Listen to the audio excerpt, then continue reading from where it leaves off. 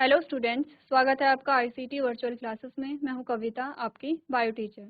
उम्मीद करती हूं आप सभी अच्छे होंगे और स्वस्थ होंगे। तो क्लास हम कंटिन्यू करेंगे अपना चैप्टर जिसका नाम है रिप्रोडक्टिव हेल्थ।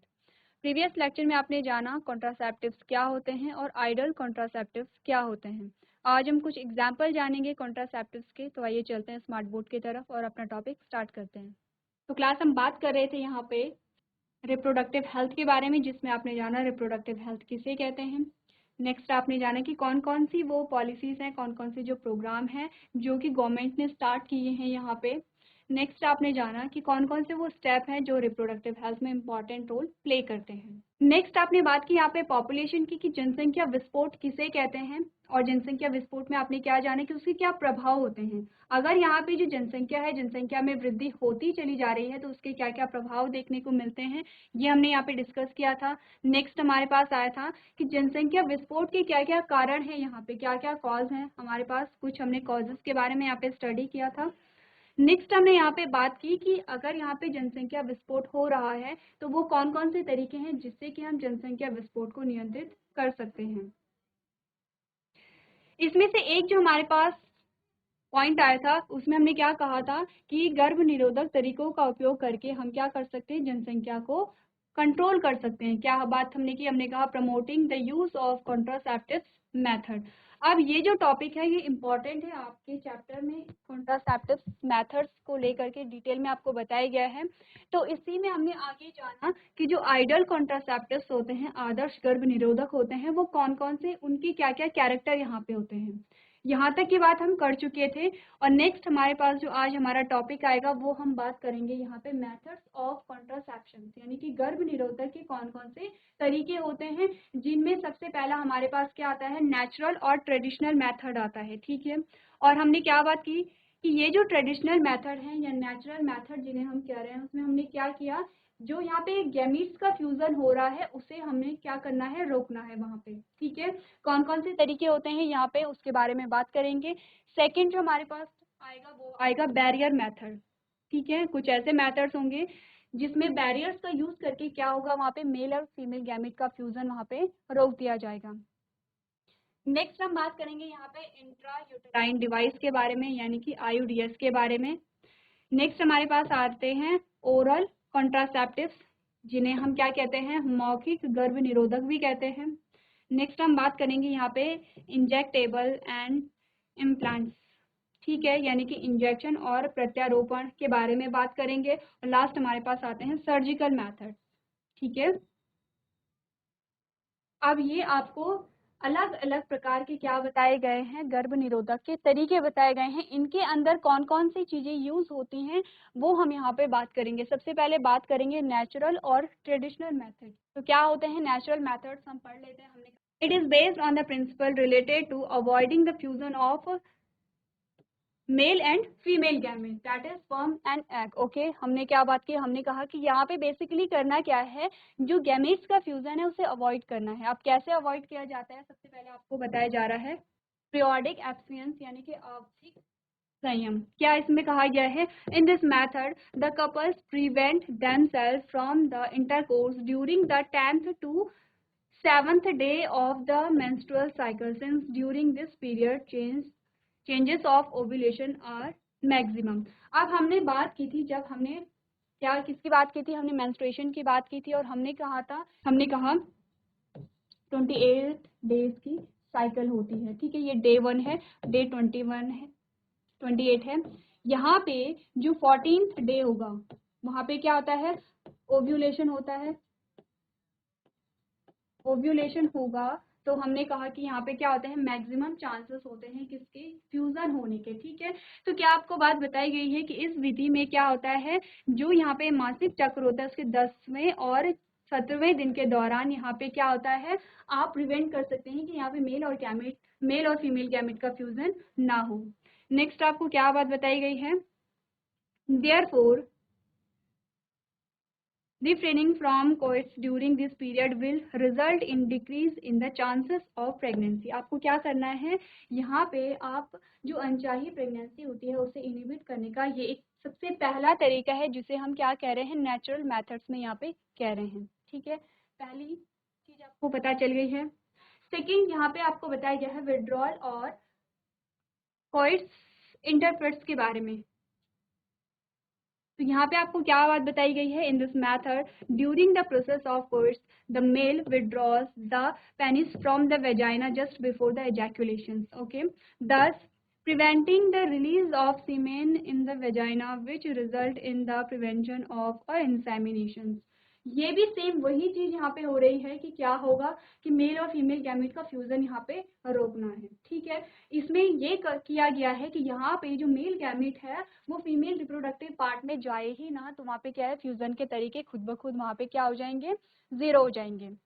नेक्स्ट आपको यहाँ पे बताया गया है लैक्टेशनल एमेनोरिया के बारे में, और इसमें आपसे कहा गया है this methods occurs during the lactation periods the menstrual cycle is absent. अब यहाँ पे आपने देखा होगा आफ्टर पार्चुलेशन यहाँ पे जो मेंस्ट्रुएशन होती है, जो मेंस्ट्रुअल साइकिल है वो कुछ टाइम के लिए बंद हो जाती है, ठीक है। तो ये वही पीरियड है। During this period, there will be no ovulation and this result in decreased chances of pregnancy। क्योंकि यहाँ पे क्या हो रहा है, अगर यहाँ पे menstruation नहीं हो रहा है इस टाइम पीरियड में, इसका मतलब यहाँ पे ओव्यूलेशन नहीं हो रहा है। ओव्यूलेशन नहीं हो रहा है तो यहाँ पे बहुत कम चांसेस होंगे किसके, प्रेगनेंसी के। This period continues only up to 6 months after the birth of child, ठीक है। यहाँ पे क्या होगा, जो पार्चुलेशन के बाद का जो टाइम पीरियड होता है, हमने क्या बात की, हमने कहा पार्चुलेशन के टाइम बाद का जो 6 महीने का जो टाइम पीरियड होता है 6 month का, उसमें क्या होता है, ये जो प्रोसेस है, ये जो टाइम पीरियड है ये पाया जाता है till the period of intense lactation, ठीक है। तो आपको ये बेसिकली ये बात बताई जा रही है कि जब क्या होता है पार्चुलेशन के बाद का टाइम होता है, वहाँ पे लगभग जो 6 month का टाइम पीरियड होता है वहाँ पे मेंस्ट्रुएशन नहीं होगा। इसका मतलब वहाँ पे ओव्यूलेशन नहीं हो रहा है, और ओव्यूलेशन नहीं होगा तो यहाँ पे फर्टिलाइजेशन की प्रोसेस नहीं हो पाएगी। इतनी बात क्लियर है। तो इन the case of natural barriers, there is no use of chemicals leading no side effects, although its success rate is limited and the chances of failure are also high.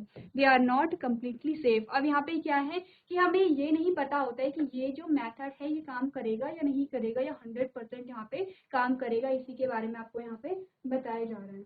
चलिए, तो क्या बात हमने की है, हमने यहाँ पे कहा है लैक्टेशनल एमेनोरिया।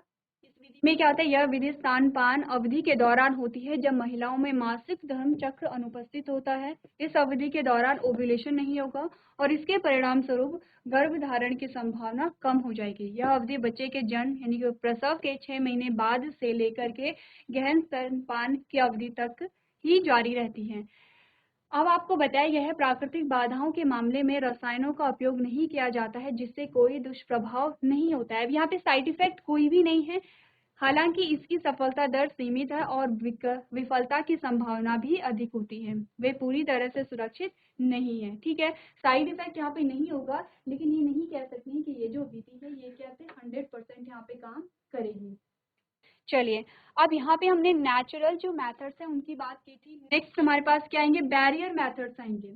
और बैरियर मेथड्स में सबसे पहले हम बात करेंगे इंट्रा यूटेराइन डिवाइस के बारे में, यानी कि कुछ ऐसी डिवाइस होगी जिसे यहाँ पे यूट्रस में डाला जा रहा होगा। अब किस प्रकार से ये काम करता है देख लेते हैं। हमने कहा they are those devices that are inserted into the uterus of the female through the vagina with the help of either doctors और एक्सपर्ट नर्स, ओके। क्या होता है यहाँ पे, अब यहाँ पे बैरियर का यूज किया जा रहा है, यहाँ पे कुछ डिवाइस का यूज किया जा रहा है जिसे कि यूट्रस में इंसर्ट किया जाता है, ठीक है। अब आपको बताया गया है IUDs are of various type. जो यहाँ पे ये जो डिवाइसेस होती हैं ये बहुत प्रकार की होती हैं। सबसे पहले आपको बताया जा रहा है non medicated IUCD like lips or hoops that leads to an increase in the phagocytosis of sperm, ठीक है। जो यहाँ पे नॉन मेडिकेटेड होते हैं ये क्या करते हैं, यहाँ पे जो मेल गैमेट होगा मेल गैमेट को किल कर लेती हैं, ठीक है। हमने क्या बात की, हमने कहा कुछ ऐसे डिवाइसेस होती हैं जिन्हें कि यूट्रस में फिट किया जाता है। किसके लिए फिट किया जा रहा है, हमने कहा कि यहाँ पे जो प्रेगनेंसी है उसे अवॉइड करने के लिए यहाँ पे यूज किया जा रहा है। तो जब भी मेल गैमेट वहां पे आएगा तो ये डिवाइसेस क्या कर लेंगे, उसे किल कर लेंगे। एज अ फैगोसाइटोसिस यहाँ पे काम करती हैं। नेक्स्ट आपको बताया गया है कॉपर रिलीजिंग IUDs। तो यहाँ पे कौन कौन से एग्जाम्पल आते हैं, लाइक कॉपर टी हो गया है, कॉपर 7 हो गया है, और मल्टीलोड 375 यहाँ पे आ गए हैं। That result in decrease rate of sperm mortality. अब यहाँ पे क्या है, जो मेल गैमेट है, हमने क्या कहा था आपको, जब बात बताई गई थी मेल और फीमेल गैमेट की, तो आपको मोर्टेलिटी की बात भी बताई गई थी कि कौन यहाँ पे क्या होता है, मूवमेंट किस चीज में हो रहा है, मूवमेंट किस चीज में नहीं हो रहा है, तो ये सारी चीजें आपको वहाँ पे बताई गई थी। नेक्स्ट आपको बताया गया है IUDs that release hormones like progesterone. तो यहाँ पे कौन से हॉर्मोन्स रिलीज हो रहे हैं, प्रोजेस्टेरोन हो रहे हैं। LNG-20 are useful in making the uterus unsuitable for implantations and will also make the cervix hostile towards the sperm. ठीक है, यहाँ पे क्या होता है, कुछ ऐसे हॉर्मोन्स रिलीज किए जाते हैं जिससे कि जो यूट्रस है वो प्रेगनेंसी के लिए तैयार ना हो या इम्प्लांटेशन के लिए तैयार ही यहाँ पे ना हो। इतनी बात क्लियर है। तो क्या चीज़ हमने यहाँ पे डिस्कस की है, हमने यहाँ पे डिस्कस की है यहाँ पे IUD के बारे में। हमने कहा ये वे उपकरण हैं जिन्हें डॉक्टरों या विशेषज्ञ नर्सों की मदद से जो फीमेल रिप्रोडक्टिव सिस्टम है वहाँ पे इंसर्ट किया जाता है, और इसके अलग अलग प्रकार होते हैं, जैसे कि लिप सूप जैसे गैर औषधीय IUD जो शुक्राणुओं के फैगोसाइटोसिस में वृद्धि का कारण बनते हैं। ठीक है, नेक्स्ट है कॉपर टी, कॉपर 7, मल्टीलोड 375 जैसे IUD जारी करता है, जिसके परिणाम स्वरूप शुक्राणुओं की गतिशीलता की दर कम हो जाती है। क्या होगा, यहाँ पे जो मेल गैमेट है मूव ही नहीं हो पाएगा। और हमने क्या बात की थी, हमने कहा था कि फर्टिलाइजेशन के लिए यहाँ पे मेल और फीमेल गैमेट को कहाँ पे, फैलोपियन ट्यूब में जाना पड़ेगा। फैलोपियन ट्यूब की कौन से भाग की हमने बात की थी, हमने कहा था एम्प्यूला वाले पार्ट में जाना पड़ेगा। तो इसके लिए क्या है, हमने कहा था कि अगर मेल गैमेट की बात की जाए तो ये मोटाइल होता है, इसमें क्या मूवमेंट पाया जाता है। कैसे पाया जा रहा है, हमने बात की थी जब हमने अलग अलग पार्ट में क्या मेल गैमेट को देखा था इस प्रकार से, और ये हमारे पास क्या आ जाता है, टेल वाला पोर्शन आ जाता है। हमने कहा ये क्या है, हेड है, हमने कहा ये क्या है, नेक है, और ये वाला जो पोर्शन है ये क्या है, टेल है। तो जो मूवमेंट आया वो किसकी वजह से आया, यहाँ पे टेल वाले पोर्शन की वजह से आया, क्योंकि यहाँ पे क्या होते हैं, फ्लैजिला प्रेजेंट होता है। ठीक है, यहाँ पे क्या होगा, इंटरनली फ्लैजिला प्रेजेंट होता है, उसकी वजह से यहाँ पे मूवमेंट आएगा। वहीं अगर हम बात करें ओवम की, तो क्या ओवम में यहाँ पे मूवमेंट पाया जाता है, आपका आंसर होना चाहिए नहीं। ओवम में यहाँ पे कोई भी मूवमेंट नहीं पाया जाता है। तो कैसे फिर जो ओवम है वो यहाँ पे जो ओव्यूल होता है, ओव्यूल से वो फैलोपियन ट्यूब में जाता है, जो ओवरी होती है ओवरी से वो फैलोपियन ट्यूब में जाता है। क्या बात हमने की, हमने कहा ये हमारे पास फैलोपियन ट्यूब है, और यहाँ पे क्या है, ओवरी है। ओवरी में क्या होगा, यहाँ पे ओवम होगा। अब जब यहाँ पे क्या है, ओवरी रैप्चर हो जाएगी इस प्रकार से, तो जो ओवम है वो यहाँ से कहाँ चला गया है, एम्प्यूला वाले पोर्शन में चला गया है। ये क्या है, एम्प्यूला वाला पोर्शन है। अब जो यहाँ पे ओवम है वो कैसे ओवरी से एम्प्यूला वाले पोर्शन में गया, तो हमने कहा कि यहाँ पे जो फिंगर लाइक प्रोजेक्शन होते हैं, तो यहाँ पे क्या होता है, छोटे छोटे हेयर लाइक स्ट्रक्चर होते हैं, और उन्हीं हेयर लाइक स्ट्रक्चर के द्वारा जो ओवम होता है वो फिंगर लाइक प्रोजेक्शन से यहाँ पे एम्प्यूला वाले पोर्शन में चला जाएगा। तो यहाँ पे क्या होता है, इन्हें हम क्या कहते हैं, फिम्बरी कहते हैं। इस वाले पोर्शन को क्या कहते हैं, स्थमस कहेंगे। तो स्थमस पे ही फिंगर लाइक प्रोजेक्शन पाए जाते हैं, जिसे हम फिम्बरी कहते हैं। फिम्बरी के माध्यम से ही जो ओवम है वो अंदर की ओर क्या होगा, एंटर होगा। ठीक है, और यहाँ पे जो फैलोपियन ट्यूब होते हैं उसमें छोटे छोटे सीलिया होते हैं। ठीक है, क्या होते हैं, हेयर लाइक स्ट्रक्चर होते हैं, बाल नुमा संरचनाएं होती हैं, और उन्हीं में जो ओवम है वो आगे की ओर गति करता रहता है। लेकिन अगर आपसे पूछा जाए कि मेल गैमेट और फीमेल गैमेट की बात की जाए और आपसे पूछा जाए कि किसमें गति पाई जाती है, हमने कहा मेल गैमेट में यहाँ पे क्या पाई जाती है, गति पाई जाती है। लेकिन फीमेल गैमेट कैसा होगा, नॉन मोटाइल यहाँ पे होगा। ठीक है, इतनी बात क्लियर है। तो यही आपको बताया जा रहा है कि कॉपर टी यहाँ पे अगर यूज की जाती है वो क्या करती है, जो यहाँ पे शुक्राणु है उसकी गतिशीलता को कम कर देगी, गतिशीलता को कम कर देगी। तो यहाँ पे जो एम्प्यूला वाला पोर्शन है वहां तक मेल गैमेट पहुंच ही नहीं पाएगा। मेल गैमेट नहीं पहुंच पा रहा है, तो यहाँ पे क्या है, फ्यूजन के जो चांसेस हैं वो बहुत ज़्यादा कम यहाँ पे हो जाएंगे। नेक्स्ट आपको क्या बताया गया है, IUD जो प्रोजेस्टेरोन LNG-20 जैसे हार्मोन जारी करते हैं गर्भाशय को आरोपण के लिए अनुपयुक्त बनाने में उपयोगी होते हैं और गर्भाशय ग्रीवा को शुक्राणु के प्रति प्रतिकूल भी बनाते हैं। ये उपकरण आदर्श गर्भ निरोधक है और परिवार नियोजन को बनाए रखने के लिए महिलाओं के लिए गर्भ निरोधक का सबसे व्यापक रूप में उपयोग किए जाने वाला तरीका है। ठीक है, इतनी बात क्लियर है। चलिए, तो यहाँ पे कुछ इस प्रकार का डायग्राम आपको बताया गया है। कुछ इस प्रकार के क्या होते हैं, ये उपकरण होते हैं, डिवाइस होते हैं। इसके बाद अब हम आते हैं जो ओरल कॉन्ट्रासेप्टिव्स होते हैं। ठीक है, तो क्या चीज आपको बताई गई है, आपको बताया गया है this methods include the usage of pills that are combination of oral administration of progestins और प्रोजेस्ट्रॉन्स एस्ट्रोजन्स। क्या क्या आपको बताया गया है, इस पद्धति में उन गोलियों का उपयोग शामिल है जो प्रोजेस्ट्रोजन और या फिर प्रोजेस्ट्रॉन एस्ट्रोजन के मौखिक प्रशासन का संयोजन है। ठीक है, अब यहाँ पे क्या आपको बताया गया है, they are taken for 21 days and are skipped during the 7 days of the menstrual cycle, and then after 7 days of menstrual cycle they are taken again and should only be stopped when the female wish to conceive।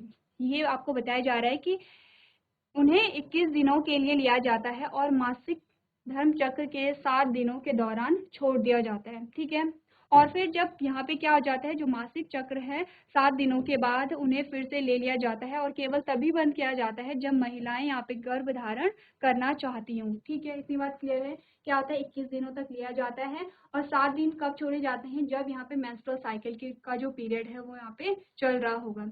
There is a development of a newer pills called a Saheli that are taken once a week and are non-steroidal pills with very few side effects and helps in preventing ovulation and implantation and makes the cervix hostile towards the sperm।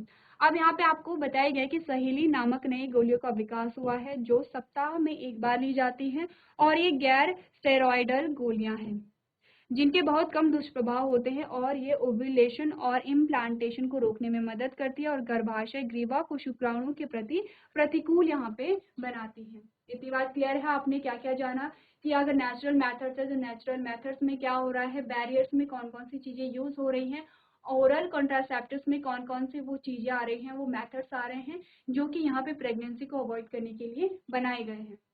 चलिए, इसके बाद जो next हमारे पास topic आते हैं वो है injectable and implants, यानी कि जो इंजेक्शंस होते हैं और प्रत्यारोपण होते हैं।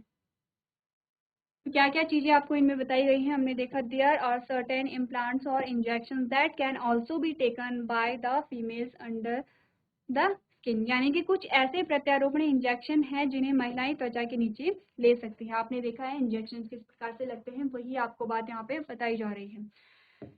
These are the combinations of either progesterone alone or both progesterones and estrogens। यहाँ पे क्या बात बताई जा रही है कि ये अकेले प्रोजेस्ट्रॉन या प्रोजेस्ट्रॉन और एस्ट्रोजन दोनों का संयोजन होता है।